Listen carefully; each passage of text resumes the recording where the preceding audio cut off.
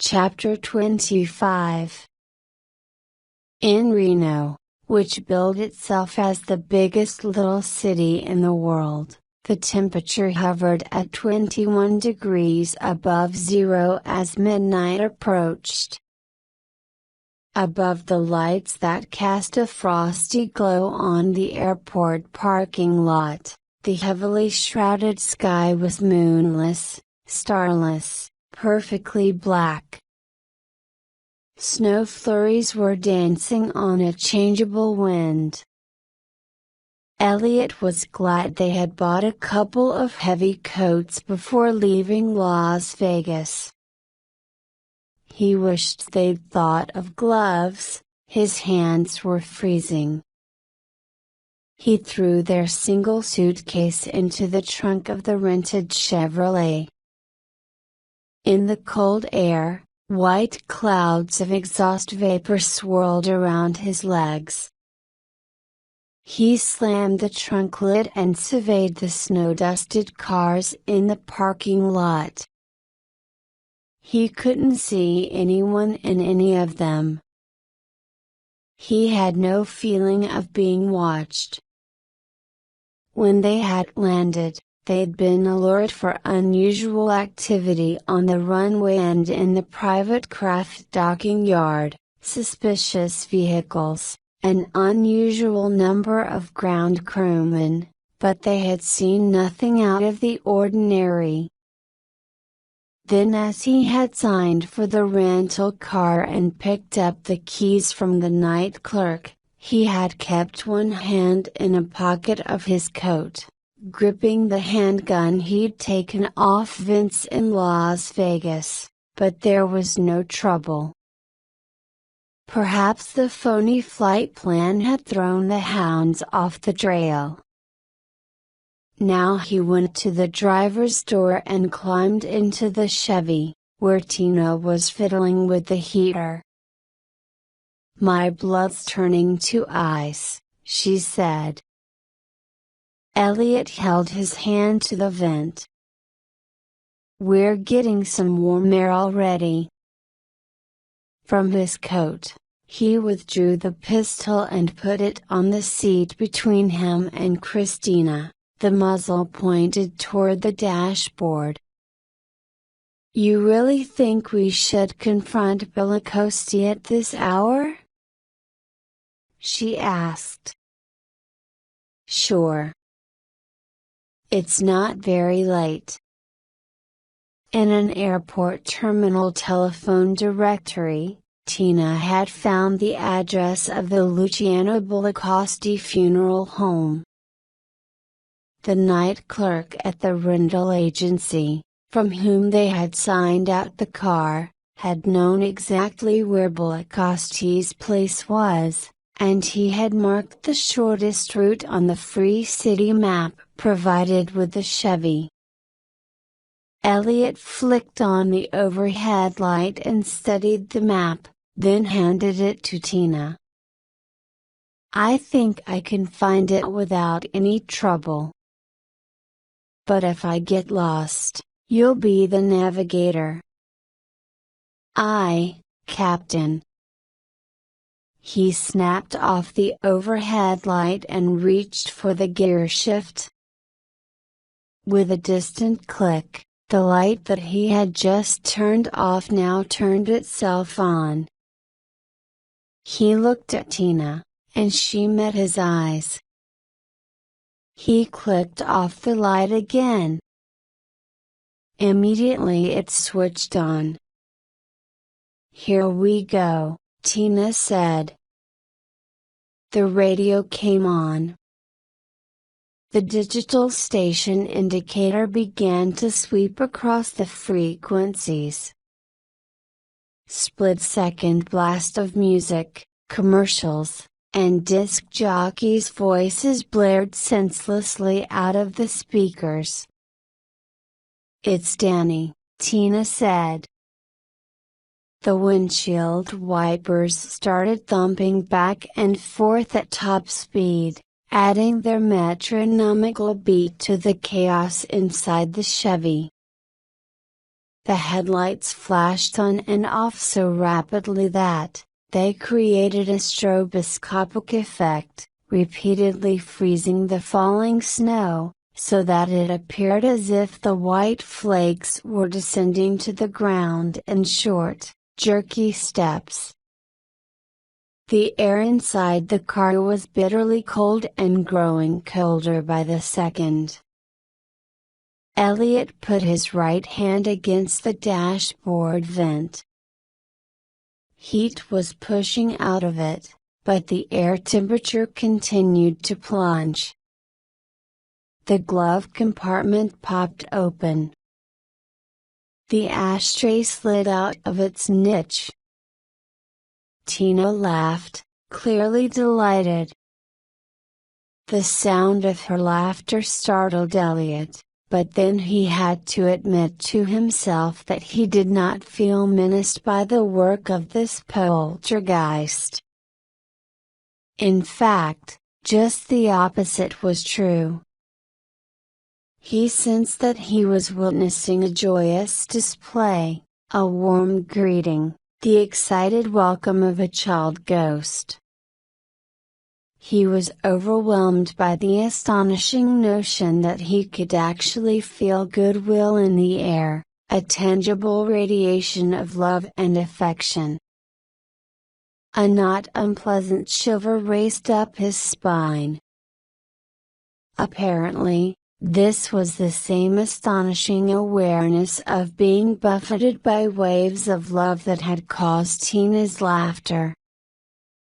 She said, "We're coming, Danny.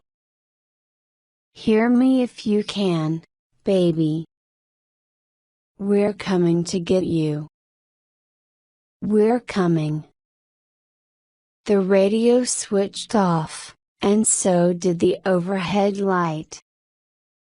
The windshield wipers stopped thumping. The headlights blinked off and stayed off. Stillness. Silence. Scattered flakes of snow collided softly with the windshield. In the car, the air grew warm again. Elliot said, "Why does it get cold every time he uses his psychic abilities?" Who knows? Maybe he's able to move objects by harnessing the heat energy in the air, changing it somehow. Or maybe it's something else altogether. We'll probably never know. He might not understand it himself. Anyway, that isn't important. What's important is that my Danny is alive. There's no doubt about that. Not now. Not anymore. And I gather from your question, you've become a believer too. Yeah, Elliot said, still mildly amazed by his own change of heart and mind. Yeah, I believe there's a chance you're right. I know I am. Something extraordinary happened to that expedition of scouts. And something downright uncanny has happened to your son. But at least he's not dead, Tina said. Elliot saw tears of happiness shining in her eyes. Hey, he said worriedly, better keep a tight rein on your hopes. Okay? We've got a long, long way to go. We don't even know where Danny is or what shape he's in. We've got a gauntlet to run before we can find him and bring him back. We might both be killed before we even get close to him. He drove away from the airport. As far as he could tell, no one followed them. Chapter 26. Suffering one of his occasional bouts of claustrophobia, Dr. Carlton Dahmy felt as though he had been swallowed alive and was trapped now in the devil's gut. Deep inside the secret Sierra complex, 3 stories below ground level, this room measured 40 feet by 20. The low ceiling was covered with a spongy, babbly, yellowish soundproofing, which gave the chamber a peculiar organic quality. Fluorescent tubes shed cold light over banks of computers and over work tables laden with journals, charts, file folders, scientific instruments, and 2 coffee mugs. In the middle of the west wall, one of the 2 shorter walls, opposite the entrance to the room, was a 6-foot-long, 3-foot-high window that provided a view of another space, which was only half as large as this outer chamber. The window was constructed like a sandwich. 2 1-inch thick panes of shatterproof glass surrounded an inch-wide space filled with an inert gas. 2 panes of iron-like glass. Stainless steel frame. 4 airtight rubber seals, one around the both faces of each pane. This viewport was designed to withstand everything from a gunshot to an earthquake. It was virtually inviolable. Because it was important for the men who worked in the large room to have an unobstructed view of the smaller inner chamber at all times, 4 angled ceiling vents in both rooms bathed the glass in a continuous flow of warm, dry air to prevent condensation and clouding. Currently the system wasn't working, for 3/4 of the window was filmed with frost. Dr. Carlton Dahmy, a curly-haired man with a bushy mustache, stood at the window, blotting his damp hands on his medical whites and peering anxiously through one of the few frost-free patches of glass. Although he was struggling to cast off the seizure of claustrophobia that had gripped him, was trying to pretend that the organic-looking ceiling wasn't pressing low over his head and that only open sky hung above him instead of thousands of tons of concrete and steel rock, his own panic attack concerned him less than what was happening beyond the viewport. Dr. Aaron Zachariah, younger than Dahmy, clean-shaven, with straight brown hair, leaned over one of the computers, reading the data that flowed across the screen. The temperatures dropped 35 degrees in there during the past minute and a half, Zachariah said worriedly. That can't be good for the boy. Every time it's happened, it's never seemed to bother him, Dahmy said. I know, but check out his vital signs. Zachariah moved to another bank of computer screens, where Danny Evans's heartbeat, blood pressure, body temperature, and brainwave activity were constantly displayed. Heartbeats normal, maybe even slightly slower than before. Blood pressure's alright. Body temp unchanged. But there's something unusual about the EEG reading. As there always is during these cold snaps, Dahmy said. Odd brainwave activity. But no other indication he's in any discomfort. If it stays cold in there for long, we'll have to suit up, go in, and move him to another chamber, Zachariah said. There isn't one available, Tommy said. All the others are full of test animals in the middle of one experiment or another. Then we'll have to move the animals. The kid's a lot more important than they are. There's more data to be gotten from him. He's more important because he's a human being, not because he's a source of data, Tommy thought angrily, but he didn't voice the thought because it would have identified him as a dissident and as a potential security risk. Instead, Tommy said, we won't have to move him. The cold spell won't last. He squinted into the smaller room, where the boy lay motionless on her hospital bed, under a white sheet and yellow blanket, trailing monitor wires. Tommy's concern for the kid was greater than his fear of being trapped underground and buried alive, and finally his attack of claustrophobia diminished. At least it's never lasted long. The temperature drops abruptly, stays down for 2 or 3 minutes, never longer than 5, and then it rises to normal again.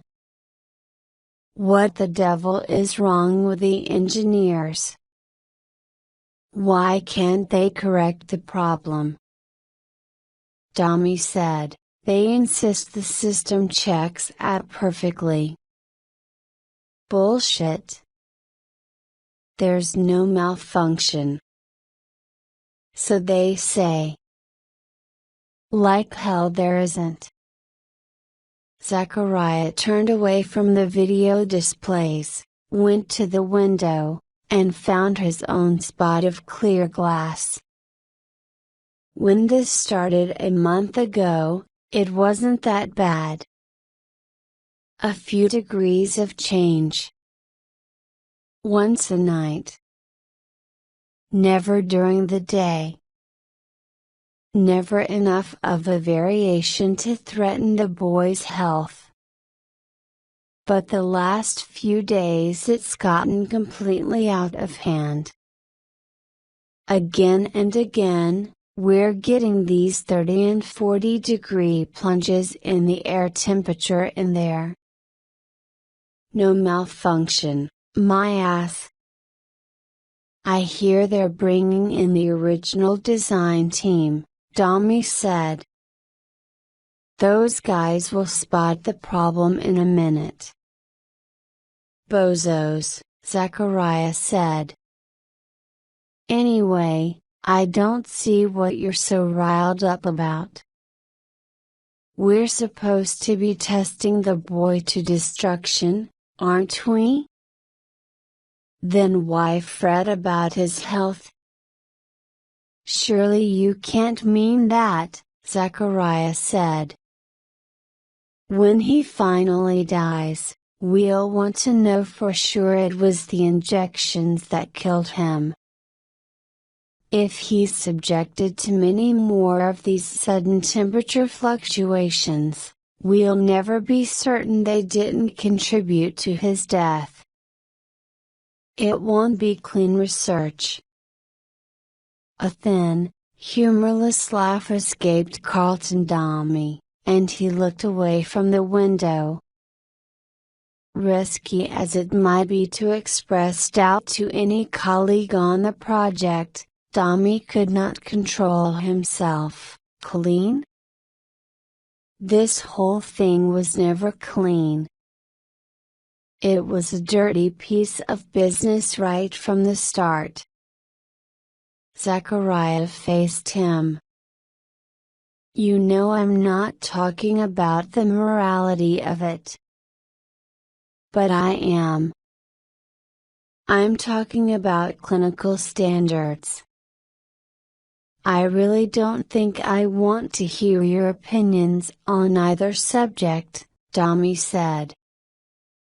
I've got a splitting headache.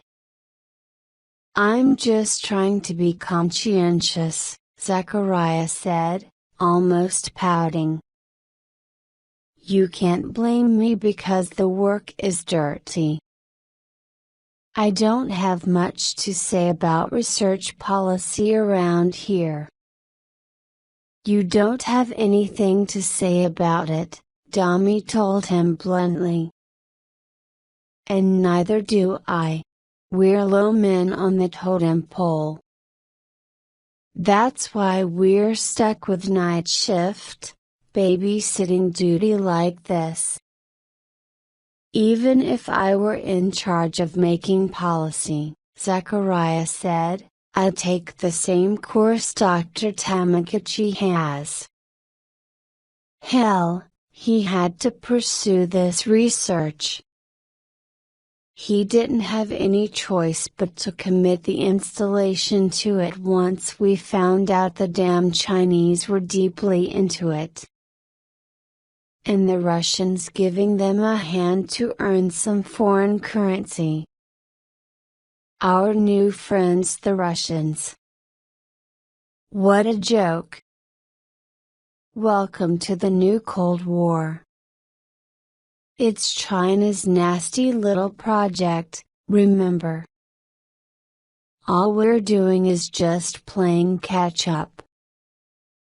If you have to blame someone because you're feeling guilty about what we're doing here, then blame the Chinese, not me. I know. Dami said wearily, pushing one hand through his bush of curly hair. Zachariah would report their conversation in detail, and Dami needed to assume a more balanced position for the record. They scare me sure enough. If there's any government on Earth capable of using a weapon like this, it's them, or the North Koreans or the Iraqis. Never a shortage of lunatic regimes. We don't have any choice but to maintain a strong defense. I really believe that. But sometimes, I wonder. While we're working so hard to keep ahead of our enemies, aren't we perhaps becoming more like them? Aren't we becoming a totalitarian state, the very thing we say we despise? Maybe. Maybe, Dami said, though he was sure of it. What choice do I have? None, I guess. Look, Zachariah said. What? The window's clearing up. It must be getting warm in there already. The two scientists turned to the glass again and peered into the isolation chamber. The emaciated boy stirred. He turned his head toward them and stared at them through the railed sides of the hospital bed in which he lay. Zachariah said, "Those damn eyes. Penetrating, aren't they? The way he stares. He gives me the creeps sometimes. There's something haunting about his eyes." You're just feeling guilty, Dami said. Number. It's more than that. His eyes are strange. They aren't the same as they were when he first came in here a year ago. There's pain in them now, Dami said sadly. A lot of pain and loneliness. More than that, Zachariah said. There's something in those eyes. something there isn't any word for. Zachariah walked away from the window. He went back to the computers, with which he felt comfortable and safe. Chapter 27. For the most part, Reno's streets were clean and dry in spite of a recent snowfall, though occasional patches of black ice waited for the unwary motorist.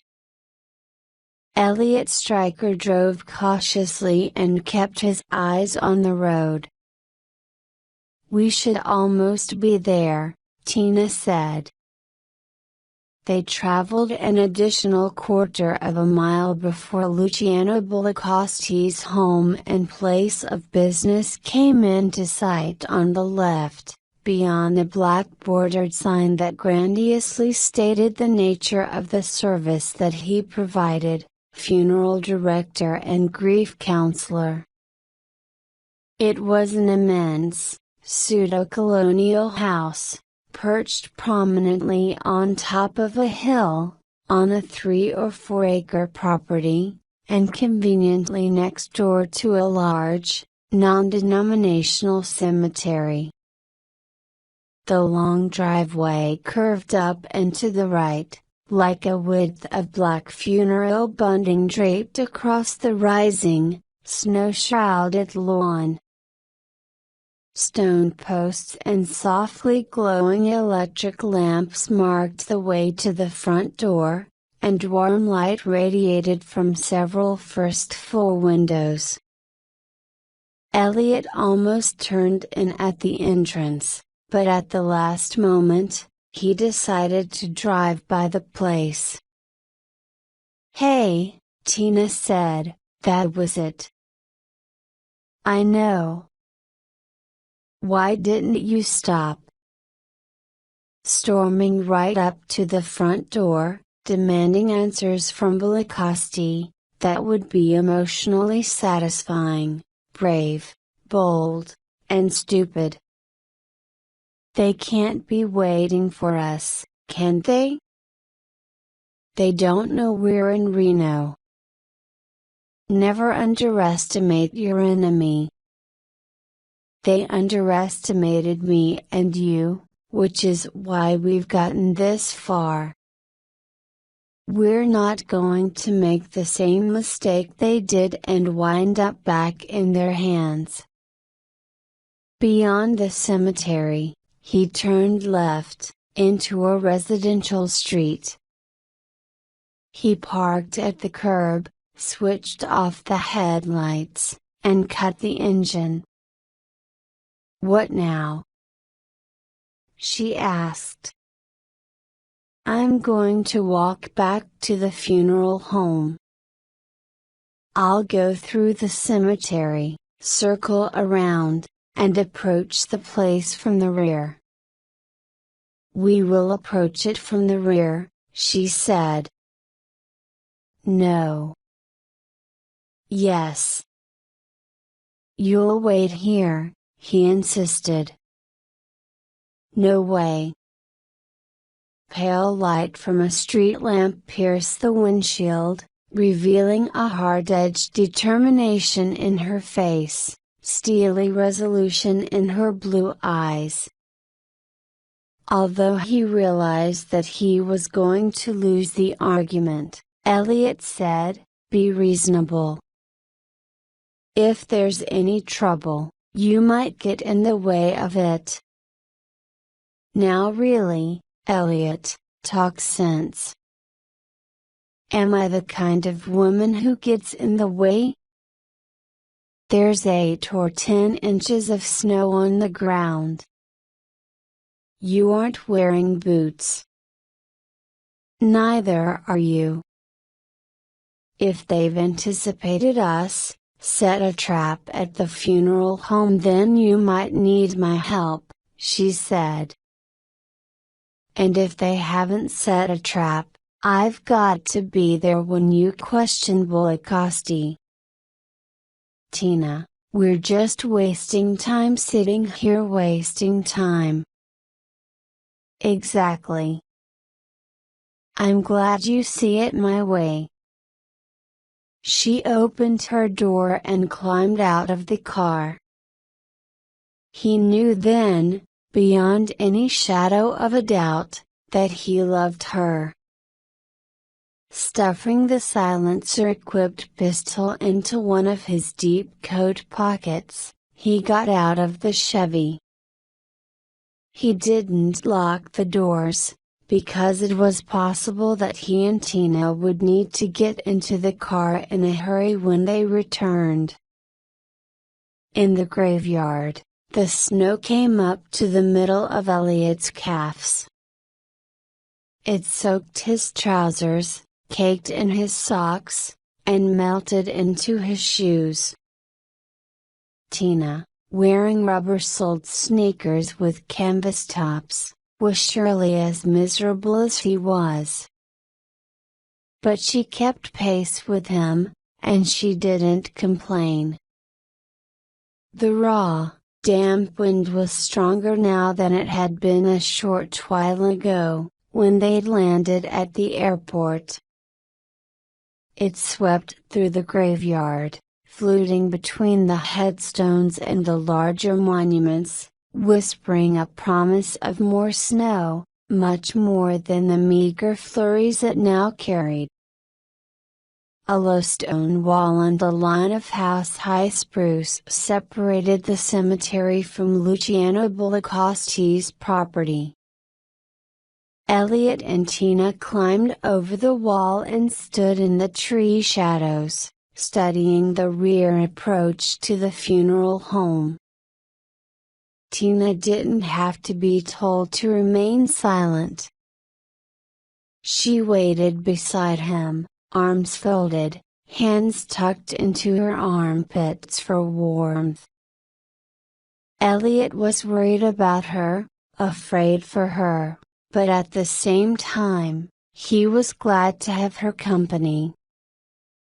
The rear of Bullacosti's house was almost 100 yards away.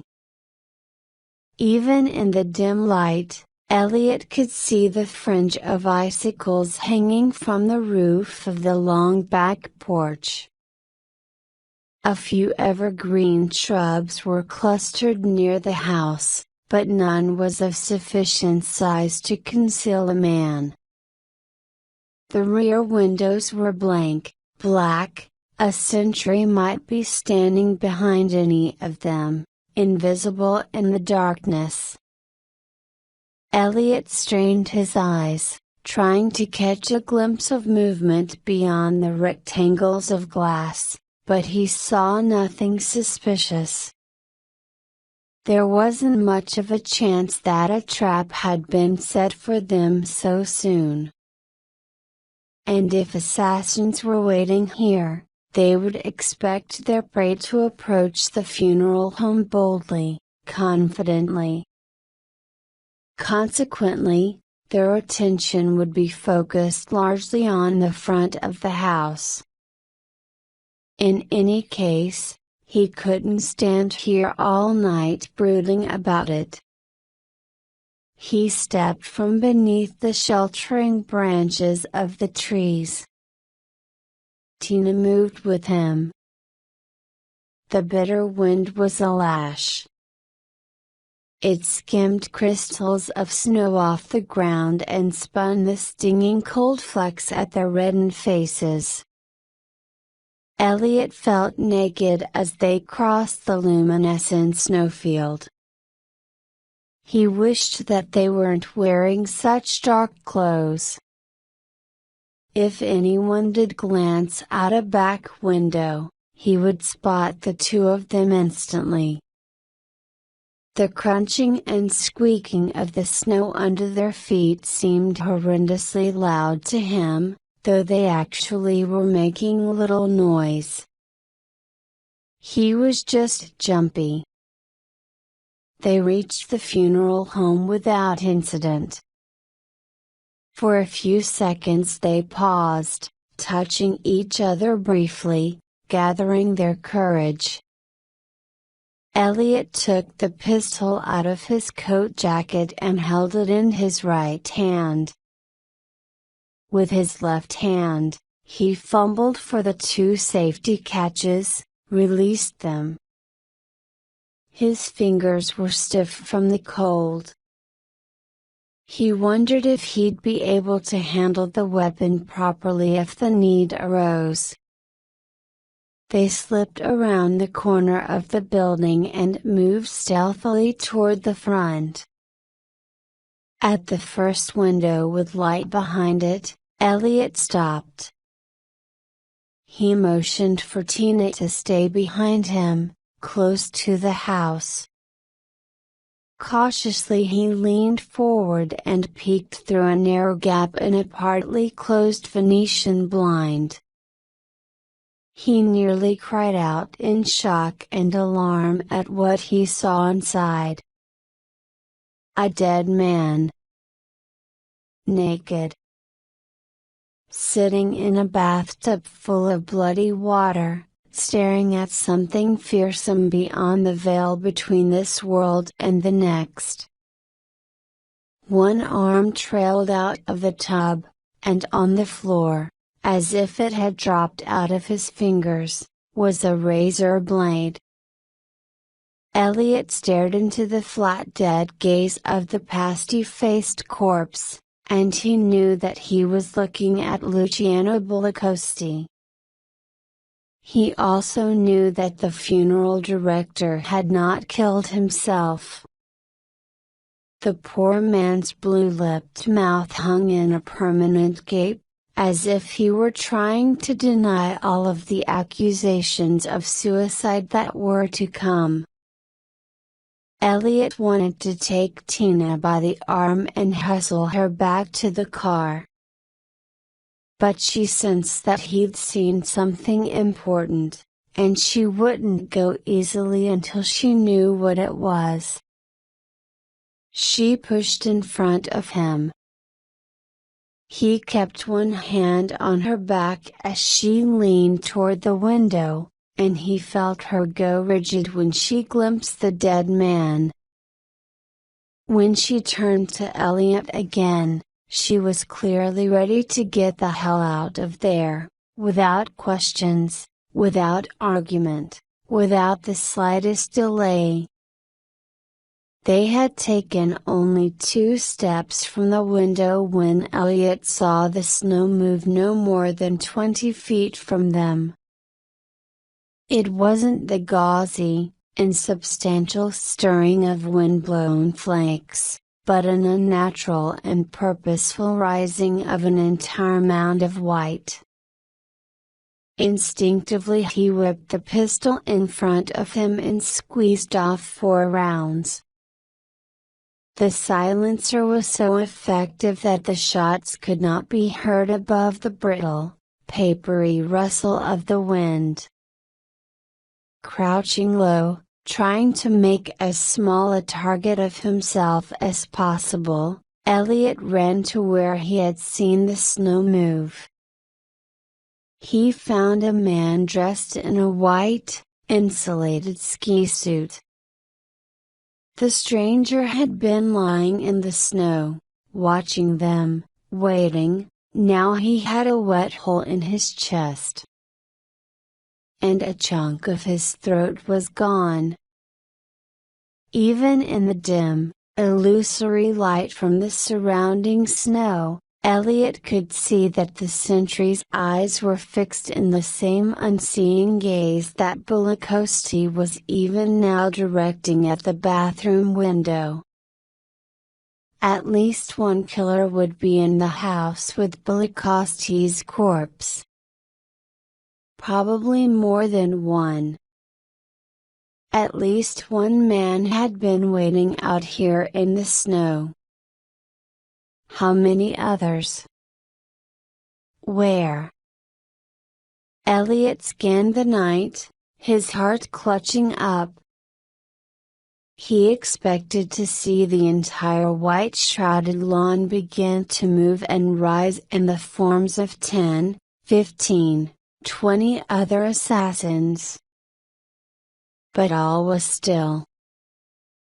He was briefly immobilized, dazed by his own ability to strike so fast and so violently.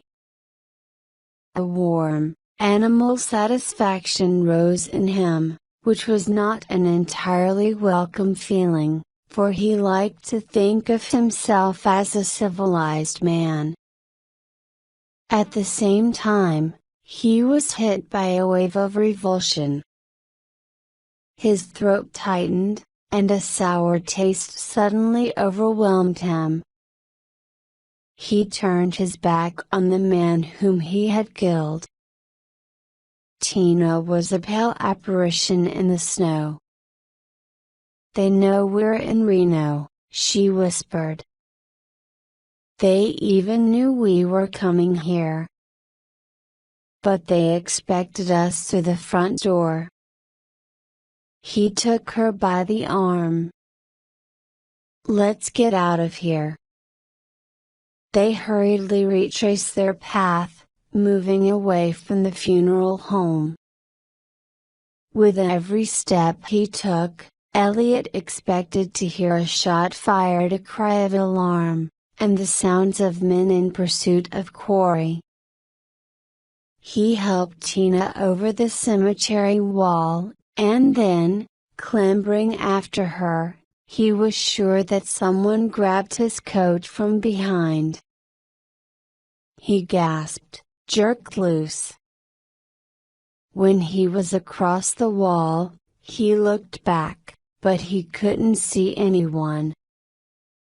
Evidently the people in the funeral home were not aware that their man outside had been eliminated.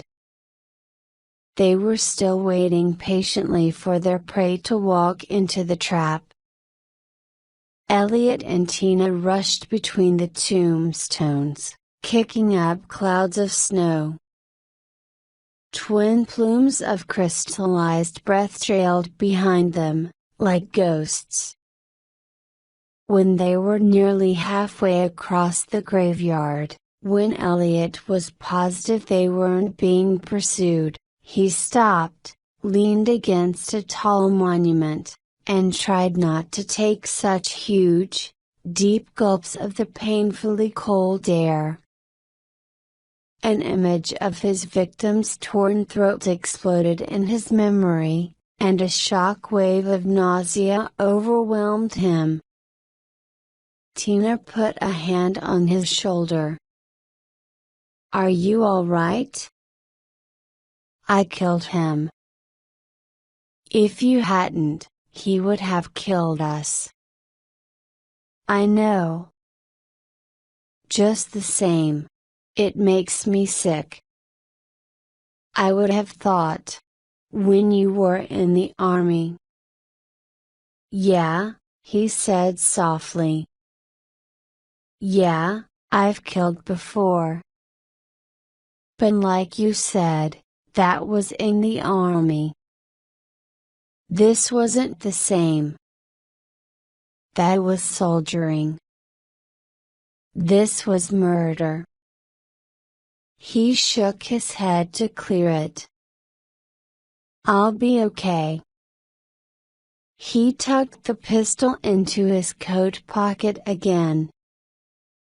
"It was just the shock." They embraced, and then she said, "If they knew we were flying to Reno, why didn't they follow us from the airport? Then they would have known we weren't going to walk in the front door of Belacoste's place. Maybe they figured I'd spot a tail and be spooked by it.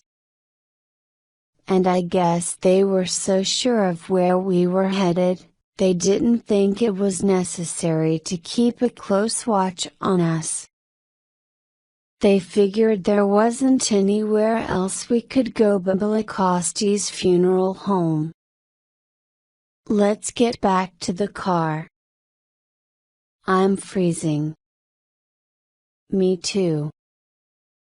And we better get out of the neighborhood before they find that guy in the snow." They followed their own footprints out of the cemetery, to the quiet residential street where the rented Chevrolet was parked in the wan light of the street lamp. As Elliot was opening the driver's door, he saw movement out of the corner of his eye, and he looked up, already sure of what he would see. A white Ford sedan had just turned the corner, moving slowly. It drifted to the curb and braked abruptly.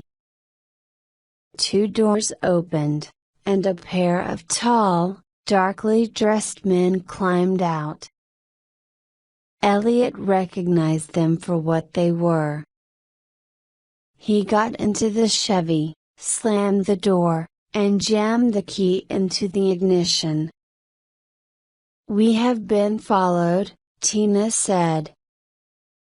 "Yeah." He switched on the engine and threw the car in gear. "A transponder. They must have just now homed in on it." He didn't hear a shot, but a bullet shattered the rear side window behind his head and slammed into the back of the front seat, spraying gummy bits of safety glass through the car. "Head down!" Elliot shouted. He glanced back. The two men were approaching at a run, slipping on the snow-spotted pavement. Elliot stamped on the accelerator. Tires squealing, he pulled the Chevy away from the curb, into the street. Two slugs ricocheted off the body of the car, each trailing away with a brief, high-pitched whine. Elliot hunched low over the wheel, expecting a bullet through the rear window. At the corner, he ignored the stop sign and swung the car hard to the left, only tapping the brakes once, severely testing the Chevy's suspension. Tina raised her head, glanced at the empty street behind them, then looked at Elliot. "Transponder. What's that?" "You mean we're bugged? Then we'll have to abandon the car, won't we?" "Not until we've gotten rid of those clowns on our tail," he said. "If we abandon the car with them so close, they'll run us down fast. We can't get away on foot." "Then what?" They arrived at another intersection, and he whipped the car to the right. "After I turn the next corner, I'll stop and get out. You be ready to slide over and take the wheel." "Where are you going?" "I'll fade back into the shrubbery and wait for them to come around the corner after us. You drive on down the street, but not too fast. Give them a chance to see you when they turn into the street. They'll be looking at you, and they won't see me. We shouldn't split up. It's the only way." "But what if they get you?" "They won't. I'd be alone then." "They won't get me. But you have to move fast. If we stop for more than a couple of seconds, it'll show up on their receiver, and they might get suspicious." He swung right at the intersection and stopped in the middle of the new street. "Elliot, don't no choice."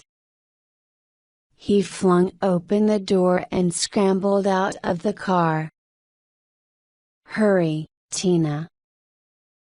He slammed the car door and ran to a row of evergreen shrubs that bordered the front lawn of a low, brick, ranch-style house. Crouching beside one of those bushes, huddling in the shadows just beyond the circle of frosty light from a nearby street lamp, he pulled the pistol out of his coat pocket while Tina drove away. As the sound of the Chevy faded, he could discern the roar of another vehicle, approaching fast. A few seconds later, the white sedan raced into the intersection. Elliot stood, extending the pistol in both hands, and snapped off 3 quick rounds. The first 2 clanged through sheet metal, but the third punctured the right front tire. The Ford had rounded the corner too fast. Jolted by the blowout, the car careened out of control.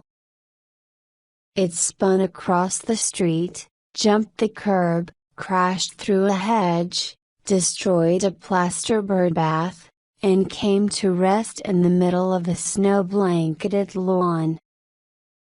Elliot ran toward the Chevy, which Tina had brought to a stop 100 yards away. It seemed more like 100 miles. His pounding footsteps were as thunderous as drum beats in the quiet night air. At last, he reached the car. She had the door open. He leapt in and pulled the door shut. Go, go. She tramped the accelerator into the floorboards, and the car responded with a shudder, then a surge of power. When they had gone 2 blocks, he said, "Turn right at the next corner." After 2 more turns and another 3 blocks, he said, "Pull it to the curb. I want to find the bug they planted on us." "But they can't follow us now," she said. "They've still got a receiver. They can watch our progress on that, even if they can't get their hands on us till another chase car catches up. I don't even want them to know what direction we went." She stopped the car, and he got out. He felt along the inner faces of the fenders, around the tire wells, where a transponder could have been stuck in place quickly and easily. Nothing. The front bumper was clean too. Finally, he located the electronics package, the size of a pack of cigarettes. It was fixed magnetically to the underside of the rear bumper. He wrenched it loose, stomped it repeatedly underfoot, and pitched it away. In the car again, with the doors locked and the engine running and the heater operating full blast, they sat in stunned silence, basking in the warm air, but shivering nonetheless. Eventually Tina said, "My God, they move fast." "We're still 1 step ahead of them," Elliot said shakily. "Half a step." "That's probably more like it," he admitted. Belakosti was supposed to give us the information we need to interest a top-notch reporter in the case. Not now. So how do we get that information? Somehow, he said vaguely. How do we build our case? We'll think of something. Who do we turn to next? It isn't hopeless, Tina. I didn't say it was. But where do we go from here? We can't work it out tonight, he said wearily. Not in our condition. We're both wiped out, operating on sheer desperation. That's dangerous. The best decision we can make is to make no decisions at all. We've got to hole up and get some rest. In the morning we'll have clearer heads, and the answers will all seem obvious. You think you can actually sleep? Hell, yes. It's been a hard day's night. Where will we be safe? We'll try the purloined letter trick, Elliot said. Instead of sneaking around to some out-of-the-way motel, we'll march right into one of the best hotels in town. Harrah's? Exactly. They won't expect us to be that bold. They'll be searching for us everywhere else. It's risky. Can you think of anything better? No. Everything is risky. All right. Let's do it. She drove into the heart of town. They abandoned the Chevrolet in a public parking lot, 4 blocks from Harrah's. I wish we didn't have to give up the car, Tina said as he took their only suitcase out of the trunk. They'll be looking for it. They walked to Harrah's Hotel along windy, neon-splashed streets. Even at 1:45 in the morning, as they passed the entrances to casinos, loud music and laughter and the ringing of slot machines gushed forth, not a merry sound at that hour, a regurgitant noise. Although Reno didn't jump all night with quite the same energy as Las Vegas, and although many tourists had gone to bed, the casino at Harrah's was still relatively busy. A young sailor apparently had a run going at one of the craps tables, and a crowd of excited gamblers urged him to roll an 8 and make his point. On this holiday weekend the hotel was officially booked to capacity, however, Elliot knew accommodations were always available. At the request of its casino manager, every hotel held a handful of rooms off the market, just in case a few regular customers, high rollers, of course, showed up by surprise, with no advance notice, but with fat bankrolls and no place to stay. In addition, some reservations were cancelled at the last minute, and there were always a few no-shows. A neatly folded pair of $20 bills, placed without ostentation into the hand of a front desk clerk, was almost certain to result in the timely discovery of a forgotten vacancy.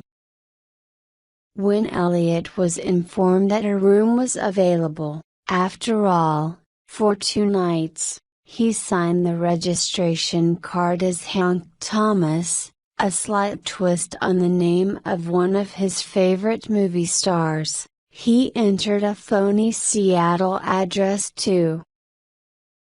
The clerk requested ID or a major credit card, and Elliot told a sad story of being victimized by a pickpocket at the airport. Unable to prove his identity, he was required to pay for both nights in advance, which he did, taking the money from a wad of cash he'd stuck in his pocket rather than from the wallet that supposedly had been stolen. He and Tina were given a spacious, pleasantly decorated room on the 9th floor. After the bellman left, Elliot engaged the deadbolt, hooked the security chain in place, and firmly wedged the heavy straight-backed desk chair under the knob. "It's like a prison," Tina said. "Except we're locked in, and the killers are running around loose on the outside." A short time later, in bed, they held each other close, but neither of them had sex in mind. They wanted nothing more than to touch and to be touched, to confirm for each other that they were still alive, to feel safe and protected and cherished. Theirs was an animal need for affection and companionship, a reaction to the death and destruction that had filled the day. After encountering so many people with so little respect for human life, they needed to convince themselves that they really were more than dust in the wind. After a few minutes he said, "You were right." "About what?" "About what you said last night, in Vegas." "Refresh my memory." "You said I was enjoying the chase." "A part of you. Deep down inside." "Yes, I think that's true." "I know it is," he said. "I can see it now." "I didn't want to believe it at first." "Why not?" "I didn't mean it negatively." "I know you didn't. It's just that for more than 15 years, I've led a very ordinary life, a workaday life. I was convinced I no longer needed or wanted the kind of thrills that I thrived on when I was younger." "I don't think you do need or want them," Tina said. "But now that you're in real danger again for the first time in years, a part of you is responding to the challenge. Like an old athlete back on the playing field after a long absence, testing his reflexes, taking pride in the fact that his old skills are still there." "It's more than that," Elliot said. "I think, deep down, I got a sick sort of thrill when I killed that man." "Don't be so hard on yourself." "I'm not. In fact, maybe the thrill wasn't so deep down. Maybe it was really pretty near the surface." "You should be glad you killed that bastard," she said softly, squeezing his hand. "Should I?" "Listen, if I could get my hands on the people who are trying to keep us from finding Danny, I wouldn't have any compunctions about killing them. None at all. I might even take a certain pleasure in it. I'm a mother lion, and they've stolen my cub. Maybe killing them is the most natural, admirable thing I could do. So there's a bit of the beast in all of us. Is that it? It's not just me that has a savage trapped inside. But does that make it any more acceptable?" "What's to accept?" she asked.